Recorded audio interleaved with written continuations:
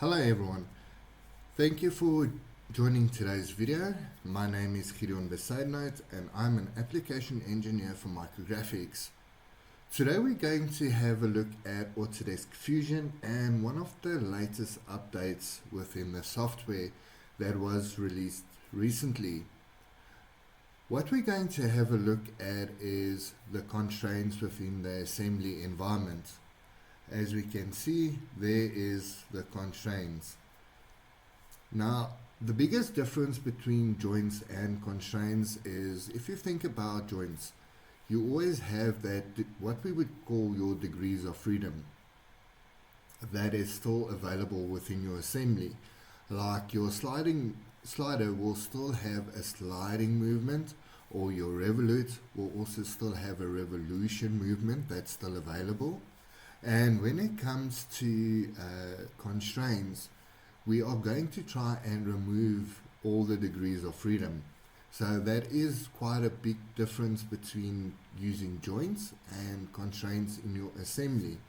Within constraints, you try and go and constrain the geometry that to position two or more components that is relative to each other. Like I said, we reduce the degrees of freedom in assembly and create a constraint relationship between your different components. Now we do get quite a few different constraints. Now to show you how we can utilize the constraints, I've just got a small boring guide that I'm going to utilize in this environment. Going to insert my base plate. And I like to rotate my items just to get a better understanding. Then from here, I'm going to insert different parts within the assembly. Again, just going to move this up and then rotate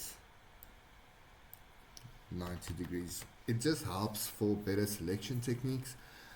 But you don't have to rotate, because if you either use joints or constraints and you select your face or edge to utilize in the assembly, you can still get your orientation correct. Now when we look at our constraints of components, we can see we've got the line geometry.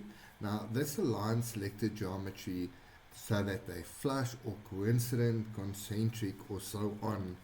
Now what alignment means is it can go and align, for instance, a face on top of another face, or an edge to an edge. Can make also holes concentric to each other.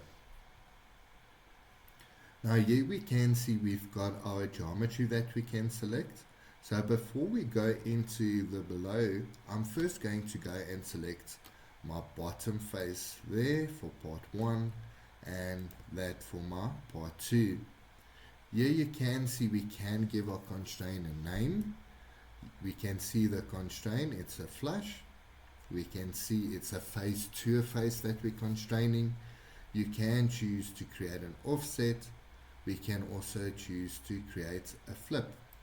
Now if we select a flip, this is also what we would call actually like a flush constraint. Now two faces looking in the same direction.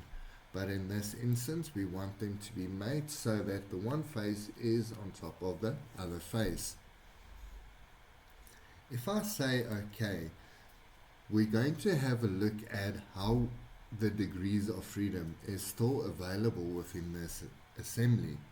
If I take this part, you can see I can still move it left, right, and yes, it looks like it can move up and down, but in actual fact it's just moving in this direction.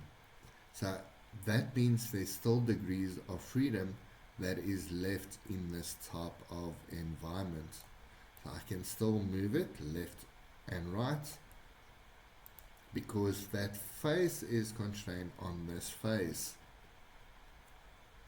If we go into the constraints tab, I can choose, for instance, to constrain the back face and the back face to each other and say OK. Now it's constrained on this face and the bottom face there and the two back faces, but this still allows, just press cancel, it still allows for a degrees of freedom to move along that axis or that plane. So we can go and say we want to align those two faces as well, and that will remove the degrees of freedom. We can also see that in the model browser we do have our relationships folder. If we open it up, we can see our constraints, and here we can see the constraint relationships that has been formed. So if you click on it, it does give you a nice highlight to show you how they all fit together. Now we also do have another part that I would like to show you, so I'm going to insert that into a current design, and I'm just going to move this up and rotate it 90 degrees, and let's say I'm going to rotate this 90 degrees. Again, I'm going to use the same constraint for alignment. For instance, I want that face to be aligned to that face. Now I can press OK and go and open it, or you can click on the plus to add constraints. So I'm selecting that face and that face.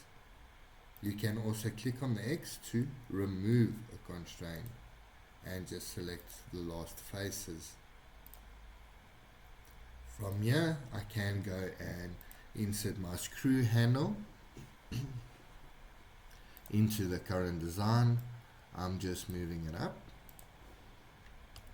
and I can go and choose to constrain this cylinder and that hole, and you'll see that it created that constraint. Now it did create what we would call almost like an insert constraint. It's alignment still, but if we look at this part, it can still move up and down. It just means the cylinder is in alignment with that.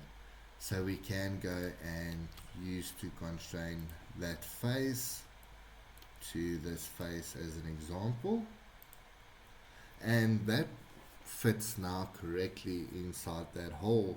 But now we still have one issue left. This can actually still rotate because there's no constraint. I can go and choose to constrain those two parts, but also what I would like to show you guys is how we can utilize, as an example, the angle constraint. Now you'll notice my part 8, the screw handle, I can go into the origin points and just switch on my planes. And yes, you can even constrain your different planes of a part. So if I go into my constraint of components, I can choose my angle constraint, ask it to constrain this plane to this face, and I can give it a specific angle if required, and say OK. And now we can see that it created that angle constraint and also allows for this part to be fully constrained, as it cannot rotate anymore and it cannot move up and down.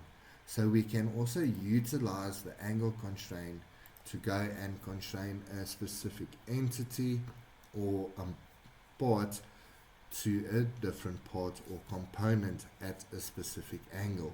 That would be dependent on your requirements.